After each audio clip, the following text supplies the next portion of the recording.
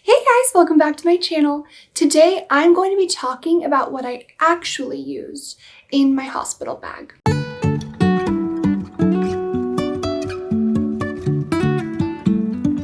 I thought that I was going to use everything that I packed. I was very wrong. What I found is the whole time I really just wanted to be comfortable.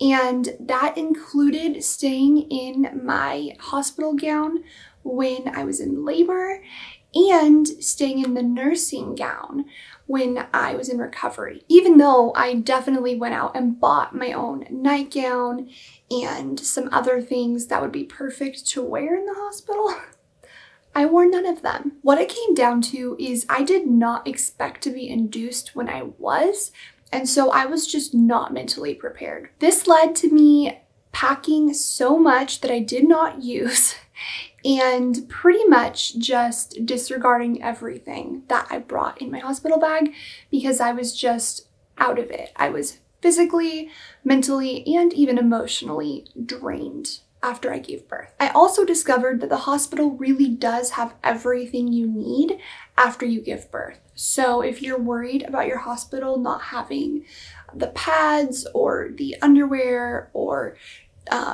tux pads, they will have you covered. So I actually went through my original list of what I packed in my hospital bag and took out everything that I did use. So I separated it from what I didn't use and added that to a new note. So that way I can tell you guys every single thing I actually used in my hospital bag. I will say though, this may be different for you than it was for me, because if you are getting induced and it's planned and you have that date in your head already and you don't go into labor before then, or you're having a C-section and you know it's planned, then you're already able to sort of mentally prepare for that. So you may be more likely to use more of the things that you've packed if you are expecting to be induced or to have a C-section. I was induced, but it was not necessarily a planned induction and it came out of nowhere.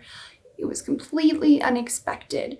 So that kind of left me feeling like lost. That's also a really big reason that I did not record a birth vlog, because my husband and I initially planned on filming my birth, but when it came down to it and I was admitted into the hospital unexpectedly, we were just kind of frazzled. Our main goal was just keeping me safe and healthy and getting our baby boy here safe and healthy. So with all that being said, I'm gonna get started going through the list I have in my phone, and I'm gonna start with Grayson stuff. So for Grayson, I packed so much more than I needed.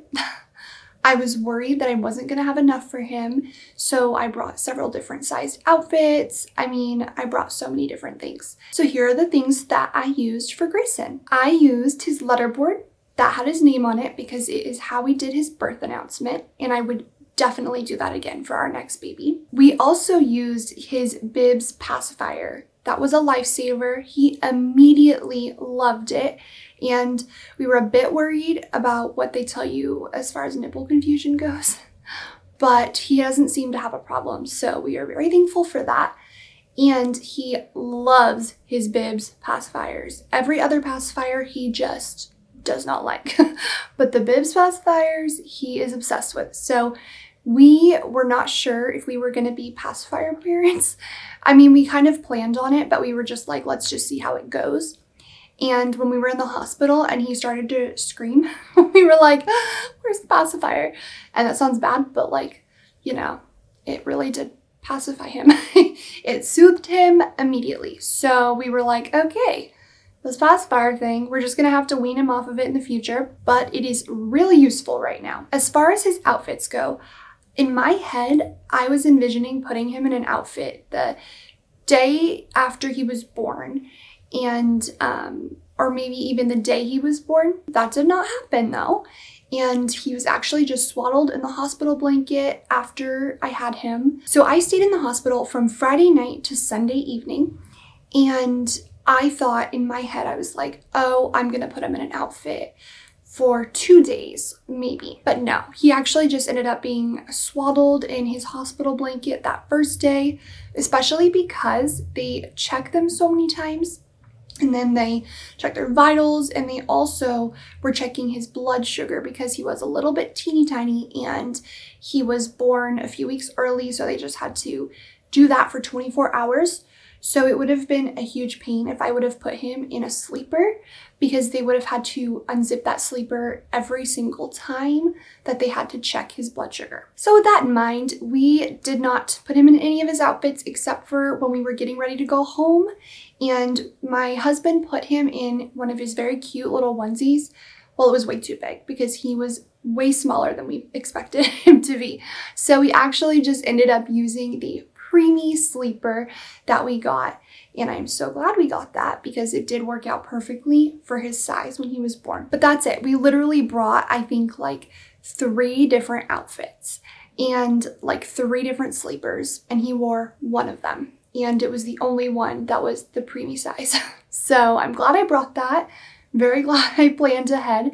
But yeah, I do not need, and I will not need, I don't think, as many outfits as I packed next time. Another thing that I did use from Grayson's bag that I packed was a burp cloth, and I didn't use that until the second day we were in the hospital. And then the last thing I used, I think this is probably my favorite thing besides the letterboard that says his name, is the Milkmaid swaddle and hat. It's the Riley, and it's this super pretty color that I just am obsessed with.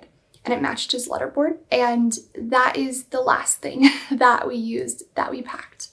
And we packed so many more things than that. Moving on to my stuff, what I used in my hospital bag. I definitely packed the most for me, and I did not use most of it. Here is a list of what I used. My ID and wallet. I used that to get in. I used that to register. Our insurance cards, definitely needed those. So definitely make sure you have those when you are packing your bag. One of my 2 nursing bras. So I packed 2 nursing bras. They're just like the wrap bras that you can pull down from the front. And I used one of them, and I only used that nursing bra as I was going home. So I put that on when I was getting ready to leave the hospital. I did not wear it the entire time. A tank top that I wore when I was going home. So that was my going home outfit. I'm thankful that I did pack this though, because I originally thought I was going to be giving birth when it was pretty cold out. And so I packed a warmer sweater that matched my joggers, and it was pretty hot when we left the hospital since it was the middle of October. So I'm very thankful I packed a tank top to wear with my joggers. That's the other thing I brought, is my joggers. They're just super comfy joggers from Target. And then the last thing of my stuff that I used was Reef flip-flops. So my super cozy Reef flip-flops. And these were a big lifesaver for me during my pregnancy, just because of my swelling. I had such bad swelling, it was ridiculous. And so the Reef flip-flops were pretty much the only shoes that fit me. So as I mentioned in the beginning of this video, the hospital really did have everything I needed for postpartum. I brought my own postpartum recovery items like the Tux pads, Dermaplast, pads, Freedom Mom, underwear. I mean, I brought it all. And I used none of it because the hospital had the little squeeze bottle, the water bottle that you use after you give birth. I will say I used that in the hospital, but when I got home, I used my own Freedom Mom Peri bottle because I really liked that one a lot more. But in the hospital, the one that they had was totally fine. It worked perfectly for what I needed then. I also found that they had these really super long pads in the hospital, and I cannot express how much comfort those gave me, because I thought I would be totally against the super long pads. But after you give birth and you are bleeding a lot, those pads are huge. They are such a lifesaver. They're huge because they're important, and they're also just really really big pads. I mean, seriously, so long. But they are awesome, and they give you such a feeling of protection, you feel like you're not gonna bleed through. So those and their underwear were really, really big for me when I was in the hospital. They also had Tux pads, which were huge. They're just like the witch hazel pads. Holy moly, those things are a lifesaver. You need those when you are recovering from giving birth because they seriously feel amazing. And that is pretty much what I used. So what I used in the hospital from their stuff was their underwear. I used their really big pads, and then what I would do is I would use their really big pad, and then I would put a smaller pad because they give you smaller pads too, just in case you want to use those instead. I put one on top of that pad because that's kind of like what they told me to do. And then at one point they gave me an ice pack. I think it was the same day I had given birth and I was really hurting down there. And they gave me an ice pack, and this ice pack was a newborn diaper, and they put like ice in it, and I mean, there's seriously nothing better. Like, genius, first of all, because you don't want like straight ice down there because that would hurt. But like the comfort of the diaper that had the ice, it was seriously like amazing. And I'm sure a lot of hospitals, if not all hospitals, do that. But I would have never thought about that. And had I torn down there or been in a lot more pain after I gave birth, I think I would have tried to make my own ice pack for down there because it was genius. But I digress about all that. I just wanted to tell you that the hospital did really have like everything I needed, and I even continued to use their stuff when I got home. What I used of my stuff was the Peri bottle, and then sometimes I would use my Tux pads, the witch hazel pads. And then eventually I stopped using their hospital super long pads, and I kind of like switched to my own extra long absorbent always pads. And those have worked really well for me even now. As far as electronics go, I used the long phone charger. We got like a 10-foot charging cord from Amazon, and I highly recommend you do that because there is a very good chance that the outlet is going to be very far from where you are in your bed, and you're not going to be able to reach with a normal length cord. So I will definitely bring that super long cord again next time. We also used Kevin's MacBook, and we literally only used this like for 20 to 30 minutes Friday night because my contractions started to get pretty intense pretty quickly, and it was not an option.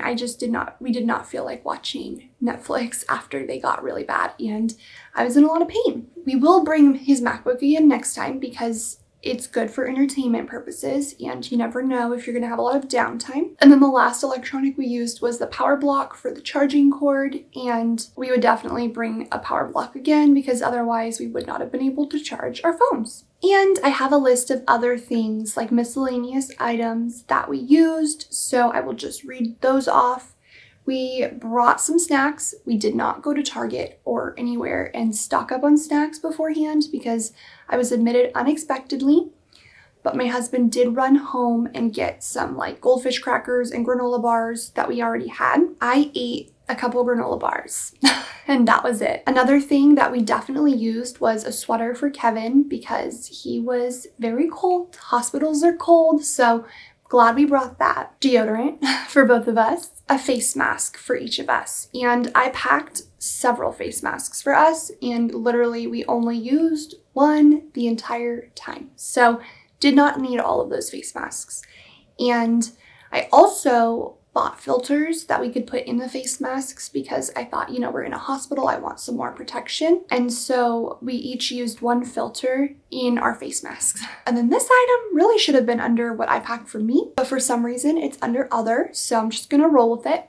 And that is dry shampoo. I used the dry shampoo the day I was leaving the hospital, and that was it. If you have watched my other video about what I packed in my hospital bag, then you know that I used way less than I packed. This was definitely a learning experience for me, and I wanted to pack over the top because I wanted to make sure I had every single thing I needed, especially since this was our first baby and I just didn't want to forget anything. So going forward, here is what I learned. I learned you may not have the energy to change into a different gown when you are in labor.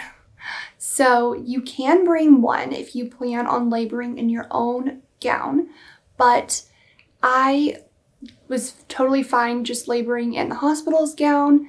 I felt horrible, so I was like, I'm just gonna stay with what I'm wearing. I was not at all thinking about how I looked at that point. I can say with certainty that what I looked like the day I gave birth, the day after I gave birth, and even going home was like the least important thing to me. It was the farthest thing from my mind because I was just trying to be comfortable, trying to be safe, healthy, and was not really thinking about how I looked. I also learned that because you do bleed a ton after you give birth, it may just be safest to stay in the hospital gown because that's okay if it gets ruined, but like that blood will really ruin your dresses or gowns or anything that you do pack. However, people do buy something that they're totally fine with like throwing away after, so you can do that if you're more comfortable with that option. And the last thing I learned is that the hospital really does have everything, so you do not need to stress about buying a bunch of postpartum stuff for your hospital bag. But I will say you should have a little kit or something prepared at home for after you give birth because you may run out of what the hospital has given you, but they do give you a ton of stuff. So there's a good chance you won't run out of it. With all of these things in mind, I will definitely not be packing as much as I did this time the next time around. That is why I wanted to film this video, because I really did think that I was gonna need every single thing I packed, and I did not. So I wanted to share my experience in hopes that it will be able to help you guys in the future. So that is everything that I actually used in my hospital bag. I really do hope that you guys found this video useful and that if you are expecting, it gives you a better idea of what you will actually use when you are packing your hospital bag. If you did enjoy this video, I would really appreciate if you left a like and a comment down below. And to see more videos just like this related to motherhood, be sure to subscribe.